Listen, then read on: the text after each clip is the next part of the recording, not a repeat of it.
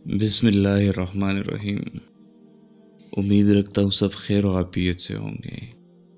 अल्लाह हमें अपने हिफ्ज़ व अमान में रखे, आमीन। फ्रांस में यहूदियों के रोज़े रखने का वाक़या। मैं फ्रांस गया। वहाँ मेरे एक दोस्त कहने लगे कि रमज़ानुल मुबारक आया, मुझे रोज़े रखने थे, तरावीह पढ़नी थी। मैंने अपने प्रोफेसर से कहा कि मुझे छुट्टी दे दो, तो उसने कहा कि क्यों? मैंने कहा कि मुझे रोज़े रखने हैं, तरावीह पढ़नी है। उसने कहा कि तुम्हें छुट्टी की क्यों ज़रूरत है? मैंने कहा कि मैंने फ़लाँ जगह दूर जाना है और रोज़ाना आ नहीं सकता।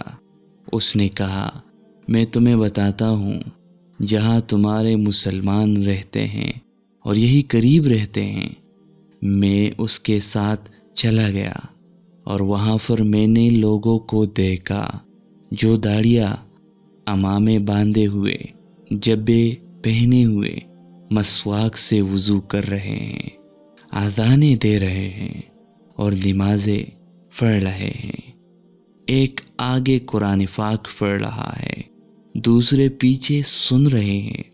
फिर मज़े की बात यह है कि रोज़े भी रख रहे हैं, यानी पूरा महीना। फिर इत्तिकाफ़ भी बैठे हैं। सुबह शाम रोज़े की सहरी व इफ्तारी मामूल के मुताबिक होती रही। कहने लगे कि फिर मैं ईद पढ़कर वापस आ गया।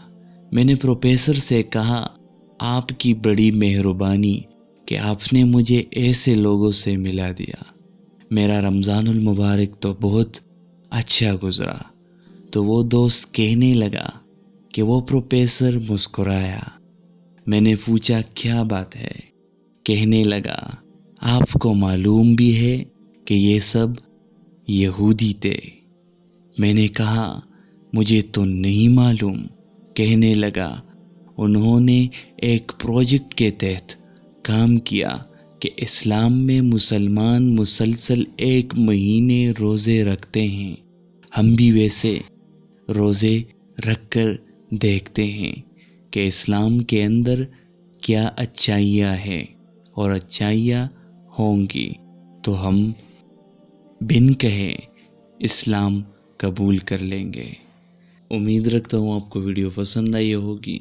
अगर आई है तो चैनल को ज़रूर सब्सक्राइब करें और हमें सपोर्ट करें।